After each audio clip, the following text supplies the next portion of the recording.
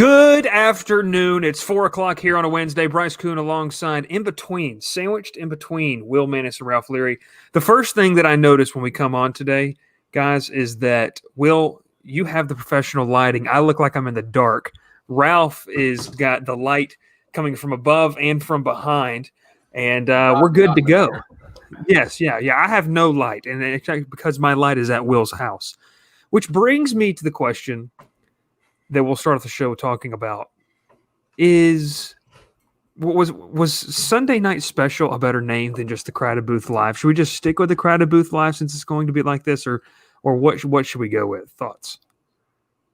I like the Crowded Booth Live. Yeah, too. Is it more official? I think so. For the people. We'll also throw this in here for the people who don't know. For the attire of the show, obviously there is none. But Will decides to go the Josh Pate route of the undershirt. Will, no, it's not an undershirt. It's not an undershirt. Oh, little Mobile Bay. Little Southern gentleman action for Will Mannis over there. Well, guys, we're getting ready. We're getting closer to kick off the national championship. That's going to be next Monday. We're going to have a full-fledged preview game day show. We're going to break down everything from matchups to everything involved. So want to talk about it, we're going to talk about that. Make sure sign up down at the bottom, crowdedbooth.com. We have some good articles coming out here this week. It's going to be a lot of fun. Some signees coming up.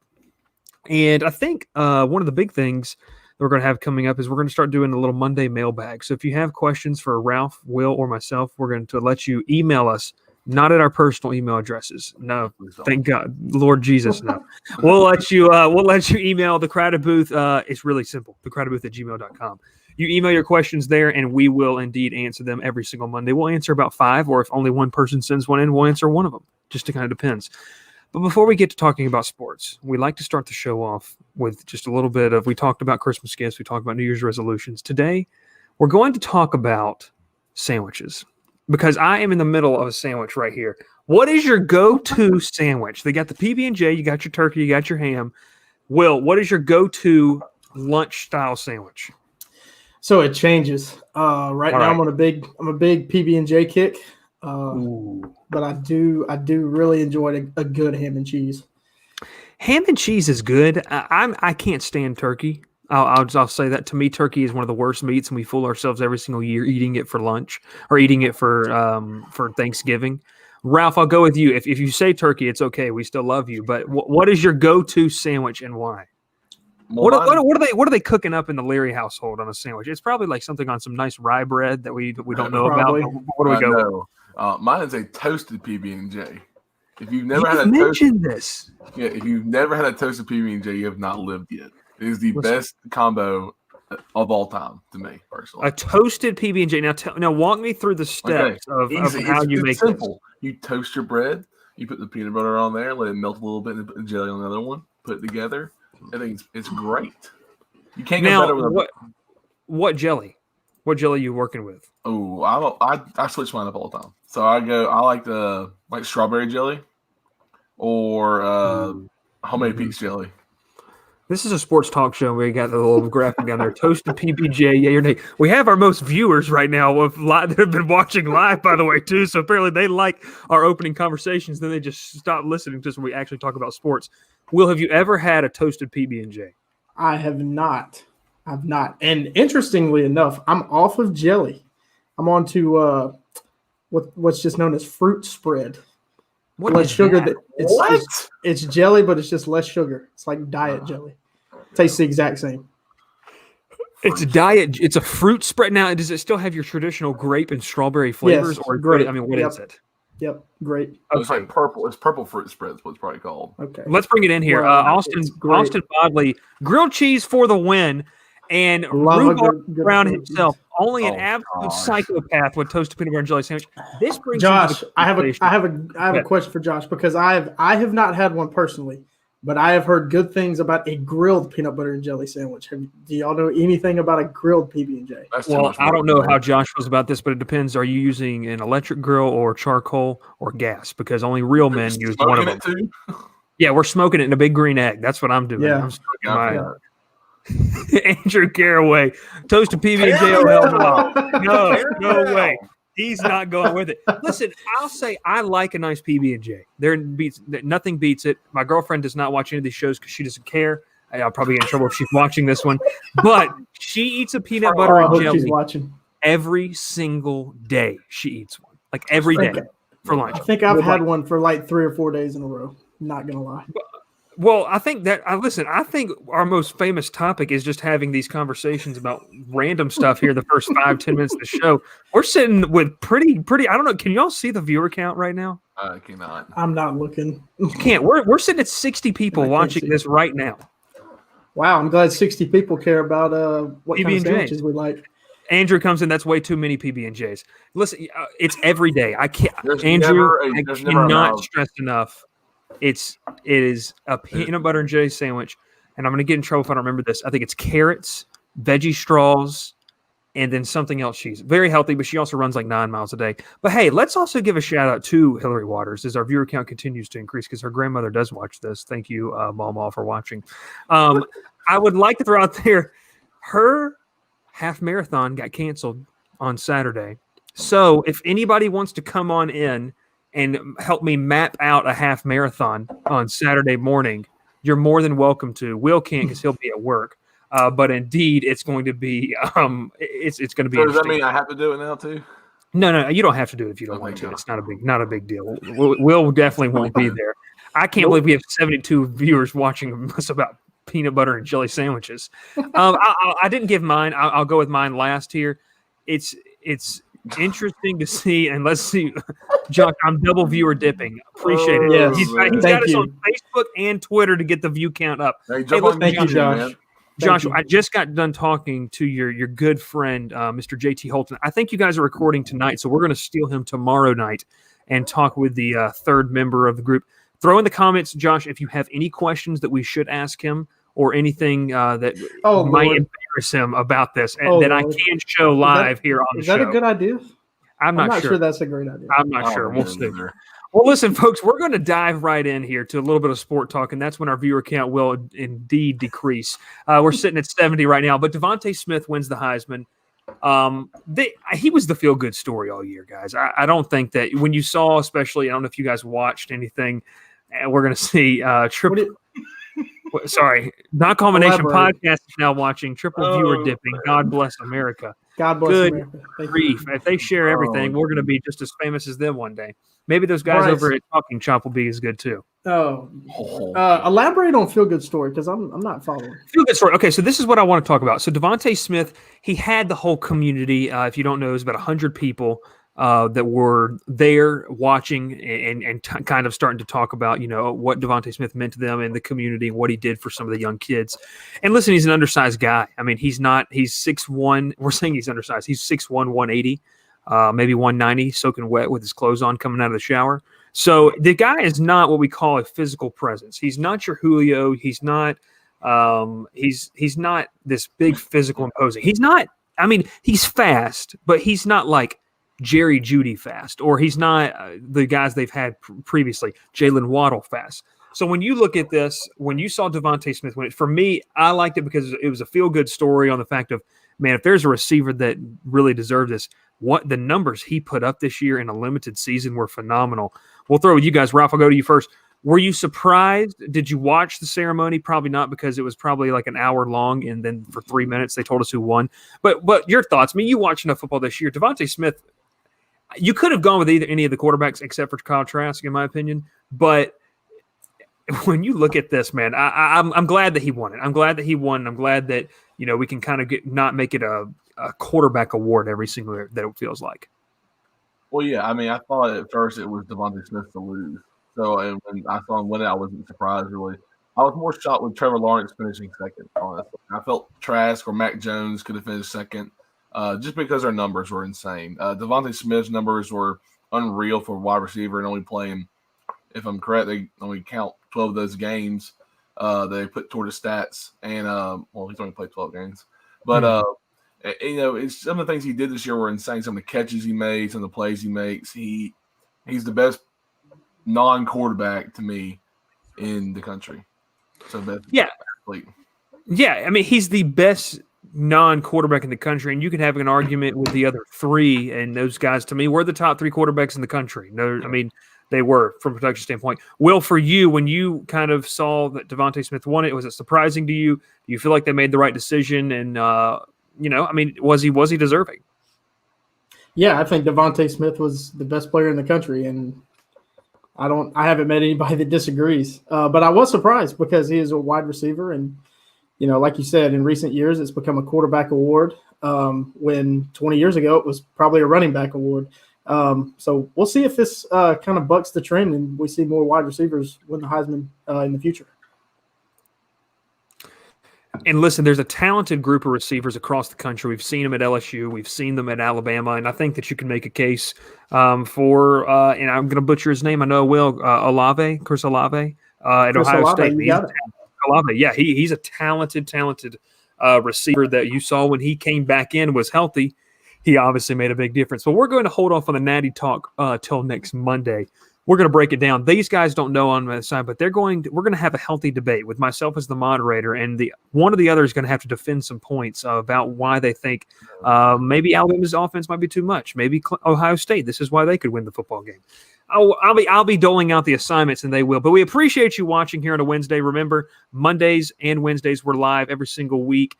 We don't have a time yet. We just kind of tweet it out and then go live. We appreciate the viewership right now that we have, and so we're having fun with that. But, guys, Devontae Smith wins the Heisman. I think I'll say this to kind of finish out the topic on it. Nick Saban, when asked about it, first off, Nick Saban hugged him. I don't think I've ever seen Nick Saban shown that much affection for anybody other than his wife or maybe his daughter. I'm not sure. Did you forget about A.J. McCarron? Sorry. I think A.J. McCarron is his favorite player he's ever had. Yes. Okay, so you say that. Nick Saban goes on there and he says, I think if you're a young person trying to find someone to emulate, these two guys right here embody going about their work. And I think that speaks for itself. We've seen, in the era of college football and sports, there's a lot of flashiness. If Josh is still watching, there's a lot of old men curmudgeons that don't like the bat flips in baseball. Well, same thing with football. They don't like a lot of the stuff celebrating after hit. You go about your business. To me, Mac Jones in Alabama is a guy that does that. He came in with Tua, and he's got two Heisman Trophy candidates right there in front of him, and Tua and Jalen at one point, and he just put his head down and worked. Same thing with Devontae Smith. I mean, from the moment he catches the pass in Mercedes-Benz to beat Georgia to now, he's had one of the most rich careers, and he's probably played on the best teams in college football. Oh, and probably the best position group we've ever seen in college football in that wide receiver group in Tuscaloosa. So Devontae Smith wins the Heisman, well-deserved. He'll go on to make some money, but hey, he hasn't declared for the NFL draft. I mean, he is a singer. But he doesn't have to go. When has any Alabama player declared for the draft before their season was over? Oh, yes, you're right. You're much right about that. But listen, Devontae Smith wins the Heisman. Kudos to him. That's going to bring us into a conversation about another guy. He announced today, Trevor Lawrence announced today that he is going to the NFL. A good video that Clemson's video team obviously put together. But it begs the question, the reason we're talking about this is because they talked about this on national media today. And I just want to get your guys' opinion. Not saying that I agree with it. Not saying it's completely far-fetched. Trevor Lawrence, is he the best NFL prospect we've seen come out? I say ever, and I should go change that. We need to get on our intern for putting ever. But when you look at this and you say, is he the best NFL prospect ever? I think you really have to beg the question is, okay, who does he go up against? Let's look at previous number one picks. To me, one that stood out big time was Andrew Luck at the quarterback position. Andrew Luck was a guy who had all the tools. He just kind of wimped out and didn't want to play. I'm just kidding. He didn't want to play. But Andrew Luck was up there. I think we can all agree from an NFL prototype, the size, everything he had going for him. Manziel, no. To me, not at all. But when you kind of he wasn't a number one pick. We use some of the top picks from the past 10 years. And he was like the 22nd pick. He was like the 22nd pick. But you know what I'm talking about? These top college players that leave. I mean, to me, you have to go back to Lawrence's favorite player growing up, and honestly, Peyton Manning. To a guy that was maybe so highly touted, highly coveted. But do you guys have an opinion? What is maybe the best NFL prospect? Ralph, you don't have to raise your hand. This is not class. But Ralph, go ahead. I'll throw it to you first, Ralph. I'll throw you, Ralph. To you, is Trevor there a better NFL prospect than Trevor Lawrence? And maybe to you, who's it been? Oh, well, easily. I mean, and one, I just wanted to say his name real quick because I think he's the best player in NFL right now over anyone else, and that's Aaron Donald. So that's all I have to say. Aaron Donald. Well, just go ahead. I'm not even putting it back on my face. I just took it off Ralph's face. Okay. That was asinine. I don't think Lawrence is the best prospect ever. I think Andrew Luck was a more sure thing coming out of Stanford. I think Peyton Manning was a more sure thing coming out of Tennessee. And this might be a hot take, but as far as number one overall picks go, I think Myles Garrett was a more surefire, no question. He's going to be a major talent in the NFL coming out of Texas A&M. So, I mean, I think you got to include defense in these as well because there's been some incredible defensive players drafted at the top of the draft. Will, I think your internet is about to spontaneously combust, but you're freezing a little bit on my end. But it's okay. I'll say this to both. I think it's yours, Bryce. It probably is. Well, I am trying to stream 3 people at one time with Nomad. Thanks, Nomad. But anyways, we'll talk about that later. That'll be our topic. That'll be our topic to start off the conversation or to end today. Will, you talked about Myles Garrett. To me, wow, surefire, and he's been everything they've wanted. He's even almost killed somebody. So there you go. He's done really good. Ralph, Aaron Donald. Donald. We know Bryce's thoughts on Myles Garrett. Oh, I love the Browns, and I can't stand. I love the Browns. Ralph. So Aaron Donald's the 13th pick in the draft, and I don't want to say he was the most he was the. I don't want to say that he is more of a surefire pick because he's definitely been the best. He's definitely arguably the best player in college football or in NFL. He's definitely the best defensive player in the NFL, no doubt about it, in my opinion. But I don't know if you could say that coming out of the draft.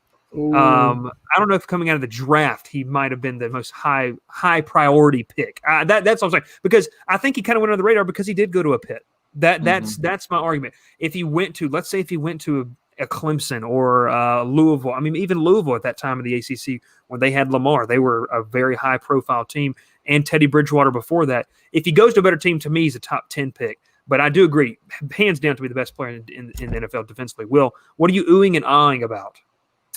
I disagree. I think Khalil Mack's better. And part of that could be scheme. I understand that because Aaron Donald is Aaron Donald's pretty much moved to defensive tackle because I think the Rams play a lot of 3-man front. Mm-hmm. But Khalil Mack, more of an edge rusher, can play outside linebacker. I just think he can do more. He's a more versatile player. He's more versatile. I agree with you. I think Khalil Mack can put his hand to the ground or he can stand up, and I think it's what makes him dangerous. Going back to Aaron Donald, I think what is attached the lure of him to me personally is he and I are not attached by any means, but I think what just kind of brings it all together for me is what he can do from an interior lineman standpoint. Like when you think of guys that the pass rush that he can generate, and not even talking about what he does against the run, but what he can do from that interior spot is really big. We're going to bring Andrew Caraway. He was on the show last week talking about Callaway. You'd have to hit me over the head with a helmet to say Myles Garrett was a safer pick than Lawrence. Andrew, I agree with you. I think Jacksonville is they've sent the pick already in. Like the pick for Jacksonville should already be in. And I will tell you one thing. I saw somebody from the Jacksonville area tweet today. He said, I don't think people realize outside this city of what in the world Trevor Lawrence can bring to this franchise. They have not had a competent quarterback. And I say competent over a long period of time. Like, tell me the last quarterback they've had that started there for at least 5 years in a row and been competent, other than Blake Bortles. Come on. Blake Bortles, I could throw a ball from off of the roof of my house and not hit the ground, and that would be Blake Bortles. I mean, that's essentially what would happen. Will, what do you think? I wholeheartedly disagree.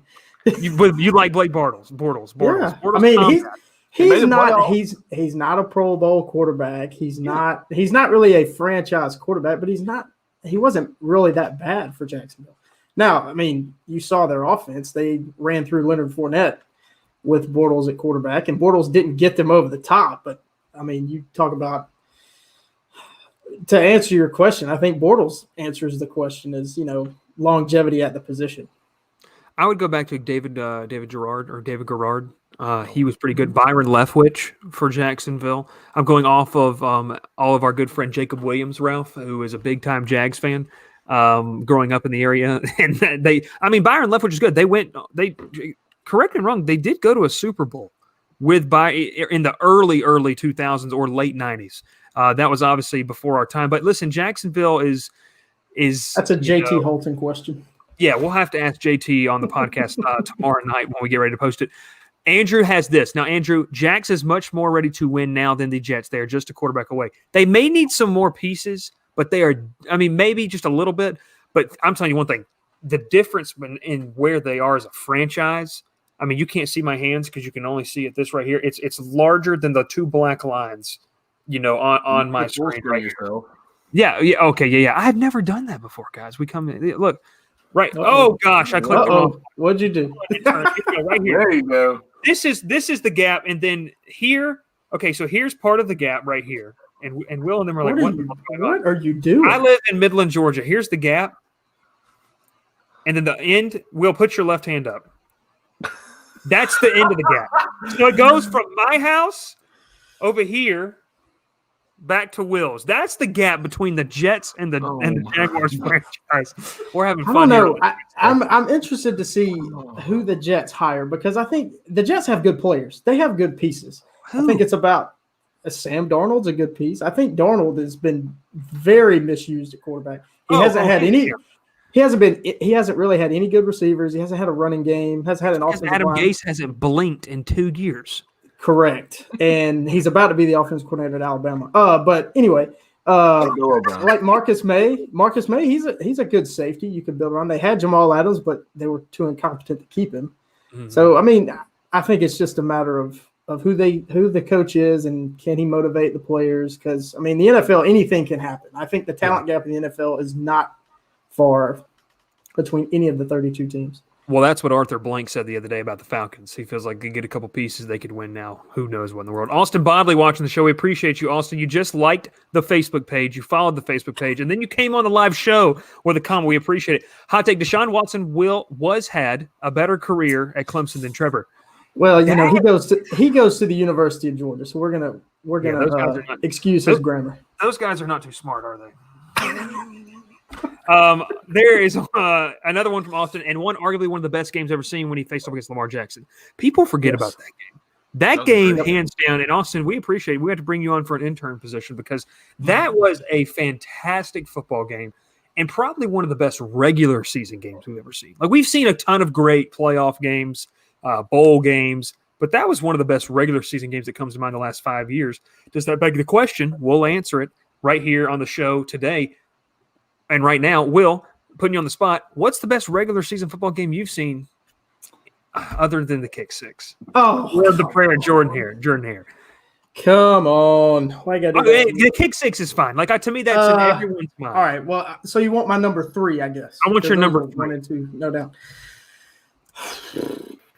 I got to say the 2010 National Championship game. Auburn and Oregon. Yeah, it's regular season. Regular season. Oh, no. Non-championship game. We have to give the people what they want. Is that not what they want? No, they want the best college football. Okay, sure. National championship. Okay, all right. No. The best college football game I've ever seen was the 9-6 Alabama LSU game. You kind of talked about grumpy old men. I'm a grumpy old man. I like defense. It was that was before where we're at now. I don't think we're ever going to get to that. But to see the two best defenses go up against each other, and you cannot tell me that was not a great football game. It was a great game, but listen, it's boring. Ralph, it's not boring. Best game that you've ever seen. No, that's it. You're muted, Will. 10 seconds. Well, I'll throw one back to you, Bryce. You'll remember this one, I'm pretty sure. 2013 Auburn versus Mississippi State game. Auburn's first SEC win in an entire year. What was the tight end's name? CJ Uzomah caught the game-winning touchdown from who also – that's when also the game Nick Marshall threw a pass. He got batted down. He caught it, turned around or spun, and ran for, I think, 15 yards for a first down. Probably one of the most exciting games we've been to. And also, I'd say until we saw Patrick Mahomes do that like 5,000 times, and that's all he does. But anyways, well, also 2017 Troy versus LSU. So, oh gosh, I would say the most exciting game I've been to was definitely Georgia versus Mississippi State in 2017. That was kind of the first marquee game of the year for Georgia, the flea flicker. Matthew and I talked about that in the show last week. But I think when you talk about just the most exciting game I've watched, to me, and I hate to say it because it's really going to hurt Georgia fans, but the national championship game was a great football game. That 2018 national championship game. Obviously, everyone remembers Devontae Smith catching it, which brings us back to the Devontae Smith conversation. But I think when you kind of look at that game as a whole, Georgia dominated Alabama for the first half. Like they dominated them. And the score did not reflect that, but Alabama couldn't do anything. And the way both these teams, best two teams in the country, are going back and forth with each other. Just a fantastic game. And it's really cool to see also that you had the top three teams in the country in the SEC that year, with Auburn definitely being the bona fide number 2 or number 3, however you want to look at it, between them and Alabama. But that, college ball brings some great games, and we're going to talk about that. I'll take you back to 2017, the Auburn Georgia game. Yeah, that was great. That was a fantastic game. So was I. Every second of it. That's the only game I've ever left early. That's the only game I've ever left early, and for good reason. Wearing the Georgia red and black, which that was a tough game to swallow. I'll bring whatever. So Trevor Lawrence, the best NFL prospect ever. We're going to talk about this one more second before we go to commercial break. I want to know your best quarterback prospect ever. Like in our lifetime, which obviously for some people watching, and I don't mean to age anyone, but for some people watching, it's going to be some people who are saying, well, what about, so-and-so? Okay, well, no one cares about Otto Graham of the Browns. You know what I mean? I care. No one cares. I care. Yeah, I'm sure you do. So the best prospect, to me, coming out, Andrew Luck is one of those. Like in 2012, he was one of those guys that was like, I can't, if the Colts don't take him, you're ridiculous. And also the guy filled in and stepped in Peyton Manning's shoes. That's pretty phenomenal. But real quick before we go to commercial, Ralph, your favorite quarterback prospect or your can't miss quarterback prospect of since 2000. We'll go with that, since 2000 for you. Well, I would say don't say Patrick Mahomes because nobody knew who he was. But nobody knew. Okay, listen, Patrick Mahomes was a gunslinger in college, no doubt about it. Like he's a guy. He thrived in Cliff Kingsbury, but a guy who was like, if you don't draft this guy, you're a moron. Like not Mitch Trubisky, but like if you don't draft this person, you're crazy. Like if the Colts wouldn't have taken Andrew Luck, they'd have been crazy. If the Jags don't take Trevor Lawrence, they're crazy. Like that, like something like you don't know. In hindsight, you're like, you know what I mean?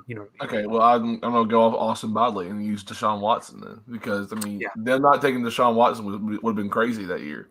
And Bears not taking Deshaun Watson was crazy. Exactly. You took Mitch Trubisky from UNC, who probably had the most average senior year. So. And he played 1 year. Whatever. Will, going to you now. Who's your can't miss quarterback prospect other than Trevor Lawrence? Because to me, he's one of them. There's obviously some other good quarterbacks in this class, and don't say Jarrett Stidham, but give me some of 2000. Who is a guy that if you would have taken him, I just thought of another one, and I'm going to see if you say it. Jake Fromm. Another 1-year quarterback, Cam Newton. That's a good one. If the Panthers don't take Cam Newton, you look crazy. Now, and he took the Panthers to a Super Bowl. Obviously, the wear and tear on his body's been a little too much. Last one for me before we go to commercial here was Matthew Stafford. If the Lions don't take one pick, he was a franchise type of quarterback. You could also argue Hall of Famer Matthew Stafford. Exactly. Matt Ryan for Atlanta. Atlanta needed a quarterback bad, and they take him over Joe Flacco. Thank the Lord that they made that decision. Even though Flacco, he went to some Super Bowls in his time. You might not like this one, but when the Rams took Sam Bradford, I think he was head and shoulders the best quarterback in his class, even with all the injuries. Yeah. Well, and see, that's what I'm saying. When you look at the body of work in college, like we're not talking because obviously Bradford's career has been maligned by injuries. That was a big word there. Go look it up in your thesaurus at home. But I think that when you look at Ralph doesn't know what a thesaurus is. It's okay, Ralph. It's not a dinosaur. Don't worry. I think he's looking for one up on his bookcase. I think that when you look at their body of work in college, Sam Bradford's up there. The guy was phenomenal at Oklahoma. One of the best. I have one for you though. Go ahead. Well, Justin Herbert. Listen, I slept on He's had a great year this year, and Will left. Will just left the show. Will left the show. What has this show turned into? Vince Dooley's house 3 years ago, and now we're just sitting here on I have an opinion for Justin Herbert after the commercial. Okay. After the commercial, we're just going to go ahead and air the commercial right now. Will's going to come out about Will's going to come back. We're going to air a commercial. We'll be right back here with another 30 minutes of the Crowded Booth Live. Cook's Place began serving our signature hot dogs in 1985 from a cart on Broadway. We still serve the best hot dogs and scrambled dogs in town at the corner of Moon and Miller Road and at the landings. Our friendly staff won't let you leave hungry. Come in and eat to the beat with our 50s jukebox. Cook's Place, fast service, great people, awesome food. What are you waiting for?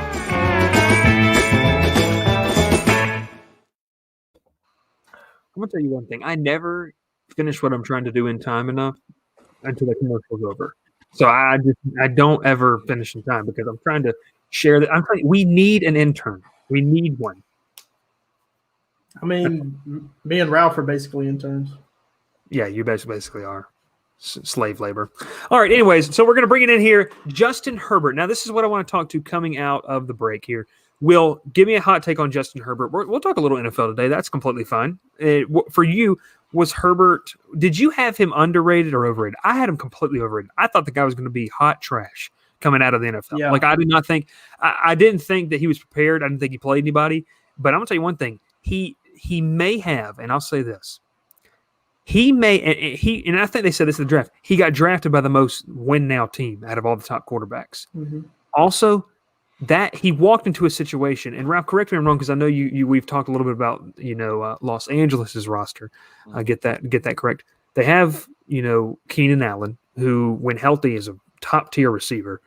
They have some really good players offensively. They have Austin Eckler, who's a weapon, not only just running the ball, but out of the backfield. He got hurt. If this team's healthy next year, they're a playoff team, no doubt about it. I mean, and also Derwin James, they have a fantastic defense that obviously you have Bosa. Derwin James was hurt this year. You have some key pieces. But, Will, what's your Justin Herbert take, and what are you thinking? I didn't think he was good at all coming out of college. I didn't know a lot about him until Oregon played Auburn, and all I heard was how good he was, how he was going to be a top pick in the draft, and then Oregon got a lead, and in the second half against Auburn, they basically shut him down. I said, this guy's not any good. His own coaches don't trust him. But he's been in a good situation with the Chargers. A lot of good weapons on that team. Like you said, they're a playoff ready team. Just you got to get over the hump. You have to get over the hump, and I'll tell you one thing: they have probably had the best supporting cast around him. Real in all actuality. I mean, you think of Miami; they really didn't have a great offensive line. It got better as the year went on. They didn't have necessarily some great secondary weapons. And when I say that, I mean, guys that can stretch the field, receivers or running backs at the back. They have decent players. Myles Gaskin's a good player. But, I mean, Austin Eckler, Ralph, you mentioned he was hurt this year. But, I mean, healthy, he's a top-tier running back, and he proved that in Melvin Gordon's absence last year. And it's hard to believe they've let Melvin Gordon go. Holy cow. And they still – I'm just saying with how good – with how good Melvin Gordon was before everything that went down, it's kind of interesting. That's our Justin Herbert talk, our weekly Justin Herbert talk for the day. We're going to talk a little bit about some other things, too, that I think is interesting to see. We're going to invite you all to join the show, too. I'm going to be posting the link on Twitter. So please join the show. Yes, we are. We're going to do it, so we're even going to show the commercial again so we can get that ready. We'll be right back here on the Crowded Booth. Cook's Place began serving our signature hot dogs in 1985 from a cart on Broadway. We still serve the best hot dogs and scrambled dogs in town at the corner of Moon and Miller Road and at the landings. Our friendly staff won't let you leave hungry. Come in and eat to the beat with our 50s jukebox. Cook's Place, fast service, great people, awesome food. What are you waiting for?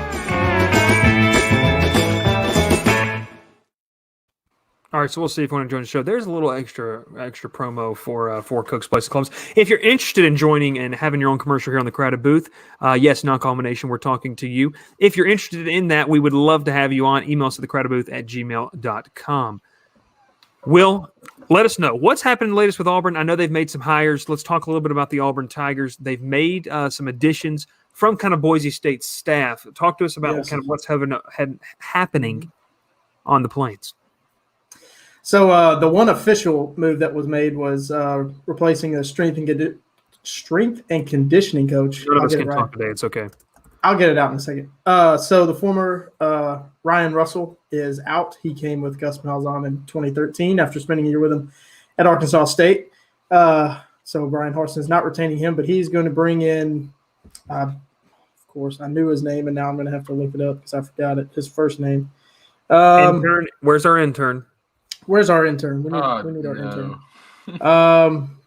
It's Jeff Pittman, correct? Yes. Yes, Jeff. Jeff. No Pittman. relation to Sam. No, it's not spelled the same. This is Pittman with one T. So he's going to be the new strength and conditioning coach for Auburn. That was made official. He got high praise from Nate Solder. If you don't know, he's an offensive lineman in the NFL, was a number 11 pick, played under Pittman. I'll read the quote. I didn't give this to Bryce early enough to throw it up on the screen, but he says, Coach Pittman has an unstoppable will that is part of his coaching DNA. Iron sharpens iron as one man sharpens another. Coach Pittman was the iron that sharpened me in college and was the foundational success I have had in the NFL. So very high praise, very exciting for Auburn and Auburn fans, as the offensive line has been really the Achilles heel of the program the last couple of years. So hopefully Coach Pittman can come in and really improve that offensive line. The other update is it looks like a defensive coach, not sure what his title will be. Another one is coming from Boise State, Spencer Danielson. He was co-defense coordinator and defensive line coach at Boise State. So looks like Harsin's MO right now is to get offensive and defensive line improvement, get his coaches in the program that will help improve those foundational pieces of the team, and those are the strengths that you got to have in the SEC. You have to have those strengths in the SEC. Ralph, when you look at this team and how they're currently equipped, do you think this is a team? We've talked about it. We looked at their schedule. Will and I did when we were just doing the show a couple weeks ago. This team, and we never got your opinion on this, and I think you talked to us the other night at dinner about this, but does this team, equipped how they are, can they win 9 to 10 games, or are they going to have to endure maybe a 7 or 8 win season? And I think I said it there. I don't see Auburn winning more than 8 games. And that's because they're losing a lot of talent right now, which they're also bringing in some good talent. But you're in a new transition to a new coach. You don't have all the weapons like when Gus came into Auburn for his first year as a head coach. He had all these weapons there ready for him to go, and they won 13 games, made it to a national championship game. That's not going to be for Harsin, sadly. I would like to see Auburn do really well. I mean, a big season, it would be 9 wins. I see 7 to 8, which is still a pretty good season. A winning record for your first year at a Power 5 school for your first time doing that is pretty good. So 7 to 8 wins, 9 being the max. 9 being the max. We took a look at their schedule, especially next year. They got to go on the road to Penn State. Will, when you kind of look, we're hoping college football will kind of retain some sense of normalcy next year. How important is it for this coaching staff to work with these players, these recruits coming in? You've read some stuff about some of what the recruits, they've come away impressed. How important is it for these guys to kind of get that full body of work in the offseason? Yeah, extremely important. I think strength and conditioning is really what they need, especially up front. Auburn's offensive linemen that are on campus right now, most of them were not highly recruited guys. So to get the most out of the potential that they have is extremely important. You talk about recruits. Harsin has already done a great job of recruiting. He's convinced Smoke Monday to come back next season and play his senior season after we've seen the top 3 receivers on the offensive side leave and declare for the NFL draft. So all seems like good news coming out of Auburn. I'll even keep it back here with you. Talk about some of the players that have opted out, what that means. What are some young guys we're going to need to be seeing some step up? Let's look ahead to a spring game. I mean, that's only 3 months away, 3.5 months away. They usually play in the middle of April. Who are some young guys we may need to see up? And I think there's one that's close to here in this area that we may have to see step up in maybe a slot type position. Yeah. Well, we saw him really shine in the bowl game. All 3 of them wide receivers. Elijah Canyon, he had the big 50-plus yard touchdown, the one big play from the Auburn offense in the bowl game. Another one, Xavion Capers, who did get banged up. He did have surgery, so I don't think there's a lot of optimism that he'll be available for a spring. But he played quite a bit this year, so I think he'll recover fine even without having a spring. And the other one, the local guy, Kobe Hudson, the former Troop County Tiger, he played a couple plays in the bowl game. I am very excited about what he brings to the table. He is, I would say a little bit limited as he's not the fastest guy on the field, but man, if he can beef up and become a big physical target, he would be a huge asset to Auburn's offense. He would be a huge asset, and I think that he has the athleticism, and all those guys do, to really make an impact as they kind of begin. And you've talked a little bit about the transition, though, and we're going to see who are some of those coordinators, what are some of the offensive staff they put into place. But I'll tell you this, getting away, shifting the focus to a whole new type of mentality style, that might be something that indeed does help Auburn in the long run. Ralph, any closing thoughts on that topic about Auburn, kind of some guys maybe that Will didn't name, or some that you'd like to expound upon? I mean, I think one coming in is Demetrius Davis. I mean, I know he's a quarterback and Auburn's got a quarterback, but he's an athlete to me. Honestly, I think he can do a lot of things. And if if Harsin wants to do something different and change up the offense a little bit and throw him in there and do some crazy trick play like Gus used to do, then that'd be one guy I like to see play. I would say I would love to see Tank do more, but what? Tank did exactly what he did this past year. So I don't have to ask for Tank to do anything else because he did exactly what he can do this past year on, not playing as much as he should have. So. Yeah, he couldn't play as much as he should have, obviously, because of some of the injuries, a banged-up offensive line as well that, never really seemed to gel. They had their moments, but it seems like behind a better offensive line, Tank Bigsby indeed would be, to me, there was two marquee, and I'm biasing it for one of them. There's two marquee freshman running backs this year, and neither of them go to University of Georgia, in my opinion. So, and I'm not saying Georgia doesn't have a great running back room, but between Tank Bigsby and Jahmyr Gibbs at Georgia Tech, you're not going to find two better freshman running backs. I mean, those guys were absolutely talented. That brings me to the question. I wasn't planning on talking about this, but Will, I want to get your thoughts and Ralph, yours as well. The transfer portal. This year, and I was talking with somebody earlier yesterday, the portal, they're going to have to create a whole new portal because the portal is almost full. We have seen a mass exodus of some players due to its coaching changes, due to COVID, just due to better personal opportunities.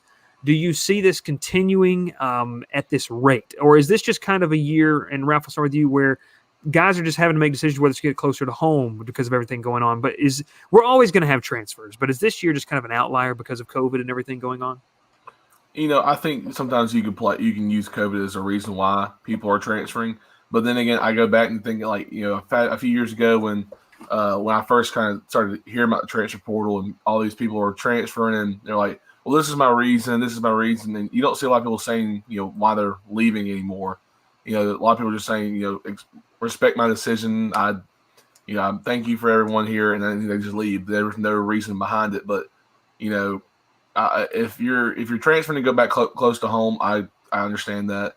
I remember one was, Antonius Clayton went from Florida to Georgia Tech. He's now at Georgia Tech now. He went to be close to his mom, who was sick at the time. And I feel that's a great reason to transfer. You want to be close to your family in a time of need. And I can't think of his name, but the guy who transferred from Ohio. I think he went from Ohio State to Illinois to be closer to his granddad. It was actually Georgia's tight end. That transferred. Yeah. And he went back home and didn't get to play because they didn't grant him the eligibility to play. Yeah, and the same thing happened to Antonius Clayton, which that part of the transfer portal I don't understand. But that's the only thing I don't like about it. I'm okay with people transferring. I understand it, I really do. But when they're not allowed to play for some stupid reason, I agree with that part. Will, throw it back to you. Or I got to go the other way. Sorry, Will, throwing it back to you over there. What are you thinking transfer portal? Because it's full. I mean, right now this year, I'll tell you, let's talk about the quarterbacks right now in the transfer portal. And I looked at this last night. Obviously, and whether Tennessee fans hate him or not, Jarrett Garantano could provide a veteran presence for a young team if we really want to be honest about it. And I know, it sounds crazy, but he was not good at Tennessee, but Tennessee's also competing against Georgia, Alabama, Florida every single year. You put him with maybe a group of 5 team, and maybe he does a little bit better. Garantano, there's a ton of other quarterbacks. is this a year where if you're a team like Texas A&M who doesn't want to necessarily drop off, or you're a team, maybe Arkansas tries to go in the transfer portal once again. They already brought in Felipe Franks. What is the transfer portal? What is the transfer portal for you like, and what are some things that you like about it? Kind of what Ralph was talking about. Guys get a chance to go play closer to home, or family matters, but obviously there are some downfalls. But what do you like about the transfer portal? And, man, is this an outlier year of how many people we're seeing enter it? So first off, I'm not a huge fan of the transfer portal. I think it just makes an easy way out for people. But the reality is coaches can up and leave whenever they want to with no penalty. So I do think players should have a one-time chance to do the same thing. I think this year is a one-off year. Everybody's getting an extra year of eligibility. It's just a weird year. But, you talk about – I think there are going to be a lot of teams dipping in the transfer portal to get a lot of players. Texas A&M and Arkansas right up there at the top of the list. I'm expecting Auburn to be working the transfer portal, trying to especially bring in some linemen in. And, who knows? Georgia and Alabama will probably be in there too because college football is an arms race. The SEC is an arms race. So we're going to see a ton of people in the transfer portal. We're going to see a ton of people in the transfer portal. We are currently, obviously, it's almost like you're heading over to the dollar store to try and not discount the players, but you're going to the grocery store. You're trying to find what's the best thing I can bring on. Sometimes you are for some. If you're searching for a former Tennessee quarterback, you might be at the dollar store. You might be. You might be also if you're trying to search for this guy too. Matthew Langthor's coming in there. Tate Martell. Is he back in the transfer portal? I'm pretty sure he is actually. I thought he declared for the NFL draft. Can he? Has he played a single game in his career yet? I don't. I have. All you gotta do is be 3 years removed from high school. Still loving the profile picture from Matthew Lang over on Twitter. We got a little portal talk. We talked about PB&Js. We've talked about Devontae Smith on this show today. We got about 13 minutes left, so I wanted to touch on this. The Falcons coaching search continues. It continues to go. They've had Eric Bieniemy. They've had a plethora of other options. The biggest one today was Todd Bowles, the former Jets head coach, which would make me vomit in my mouth if they hired him. Will, when you see kind of what the Falcons are doing, other than the fact that their official Twitter account just says sources say that we've interviewed this person when they are the team themselves, one of the worst social media accounts I've ever seen. Will, when you look at this, I know you love Eric Bieniemy. If Atlanta's able to secure him, what are your thoughts? There is one hitch with Eric Bieniemy. The rumor is that he and John Dorsey, former GM of the Chiefs and the Browns, the rumor is there a package deal? And Dorsey's a big personality. He likes a lot of control. Who knows? Arthur Blank, is very involved in the team. So who knows if Arthur Blank will be willing to bring in a guy like John Dorsey. I agree. And I agree with you on Todd Bowles. Todd Bowles, I don't think will be a good hire. A name that you got to throw in there, and this is going to make a lot of people laugh, make a lot of people vomit, is Dan Mullen. The Dan Mullen to the NFL rumors are real. Dan Mullen is interested in the NFL, and the fact that there's been no comment from Mullen or Florida or anybody throwing his name out of the running is shocking. And Mullen had a huge stage to do it last night at the Heisman presentation. If he felt the need to throw it in there, that he's not going anywhere, he didn't do it. So who knows? Mullen, there's a lot of options. I'm not saying he'll go to the Falcons. He might stay close. He might stay in Florida with Trevor Lawrence, presumably going to Jacksonville. But Dan Mullen, you got to consider Dan Mullen. I think when you look at, and I'm going to keep it on you because I'm about to ask you another question. Okay. I think that what we need to understand is this a full rebuild job in Atlanta? I don't know if it is, and we talked about this a little bit on Monday because you have so much money committed to Matt Ryan and Julio Jones. We talked with Wendell Barfield the other night about this. Please talk to me about is it a full rebuild job, or is there somebody they can bring in that might be an option? I'm with you. I think there's too much money committed, namely to Matt Ryan and Julio Jones. And both those guys are aging. They've had injury problems, or Julio Jones has. That makes it hard to move them in addition to their large contracts. So I think you need to make – it's more of a reload than a rebuild, and namely on the defensive side of the ball. Falcons need playmakers at every position group on the defensive side of the ball. Offense, you're pretty set. You need to find a running back, but you've got a decent offensive line. You'd like to improve that if you can. You've got the quarterback. You've got the receivers. I mean, this is a team that's ready-made to get right back in the playoffs next year. They're ready-made to get right back in the playoffs. They have an opportunity that they have just too much talent. I mean, it's this weird thing where the Falcons, to me, they have talent. I don't know what's happening on the defensive side of the football. It's like the third quarter hits and they just have a panic attack and they don't know what in the world to do. They think they're only playing 33 quarters. When you look and you see this team, Ralph, we watched it. We bought the jerseys. Sadly, I'm trying to sell mine. We might as well sell them on the live show next Monday. What does this team need? I mean, they have Matt Ryan, which people have put so much on him. I feel like that he's losing. Well, I mean, there's been games where he's been bad. He's been really bad. But I'm going to tell you this right now. What in the world do the Falcons need to kind of maybe what's a piece? Is it offensive line? Is it defense? For you, what would you – and don't even give me a name, but just what position would you want if you're the Falcons trying to draft? Well, first, I want someone to say, if you want to buy a Todd Gurley jersey, it's available. I'll give it to you for free, honestly. If it's free, I'll take it. Okay. It's pretty sweet. It's a white one. Yeah, it's white. The new jerseys, too, by the way. Oh, I don't know. Okay. I'm not a fan of the new Falcons jerseys. All right, well. Sorry, Ralph. It's okay. I really think a defensive player, it's not like, defense is bad. I think the D-line has done pretty decently. I think the linebackers are great. I think the secondary needs a lot of work. And they got a good corner last year. I think A.J. Terrell did very well this past year. But I think the safeties need some work. I think some of the guys are getting a little older out there, and they're just kind of not doing as well. I mean, Ricardo Allen's been playing for a while. Am I wrong? Yeah. So yeah, I mean, he's been playing for a while, and they're banged up, though, it seems like every single week. Yeah. And I mean, it's time to move on from some of those guys. And I think Ricardo, I like Ricardo Allen, always have. But I'm gonna interrupt you, Ralph, and this is the second straight show I've done this. But we have someone live from the Dirty Duval himself. Yes! Jacob Williams is here. Jacob, you have been the pride and joy of the Dirty Duval. We're gonna throw it up there too.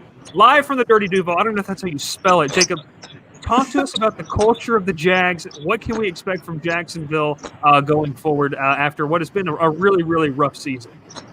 Well, Bryce, let me tell you, this isn't the first time we've gone through something like this. And what was it? I think it was 2013 or 2012. Our slogan was "We believe in getting better," and I'm pretty sure it's still the same. So it's only up from here as far as I can see it. And if not, then we can just get rid of the stadium and move somewhere else. I think that's what we've come to. I think we've run out of Minshew magic, so I don't know what else there is to do. I don't know if Lawrence is going to bring us something, but who knows? Go ahead. I was going to say every season is the same. We start out with hope, and then we're let down. So. Well, it's really just because you're essentially a part of North Georgia in Jacksonville, and Georgia sports fans know exactly how that feels. Exactly, Jacob, yeah. I'll finish it off with this. I'll finish it off with this, and then we'll let you go back to your Duval things. Talk to me about this team, the letdown, but talk to me also about some of the good years. I mean, you're a big MJD guy. You're a big Maurice Jones-Drew guy. And man! Talk to me about the muscle hamster, the original muzzle hamster. One of my uncles had a jersey that said "Mojo is my mofo." I love it. I love that. Jacob, have you ever come on a live show like this and proceeded to do what you're doing right now, or is this your first time? First time. Well, there we go. First time. He's a long-time listener, first-time caller, live from the Dirty Duval. We appreciate you, Jacob. Thanks for coming on and talking about. Thanks so much for having me, Bryce. Guys, we just have fans all across the country. This has been a fantastic, fun show. We're having fun with it. If you want to join the show, you're more than welcome to. We will appreciate everyone coming on. We appreciate you listening. It has been a fantastic day. Remember, try your toasted PB&J, Ralph's special order. He can whip it for you at his house. Ralph, go ahead and give him your address. Okay, never mind. We'll roll that out next week. I pull Will's address. Whoa, no. We've already got Will's address, obviously. People, if you want to get Ralph's address and get yourself a toasted PB&J, sign up today at thecrowdedbooth.com. We appreciate you watching. Everyone stay safe and keep your stick on the ice.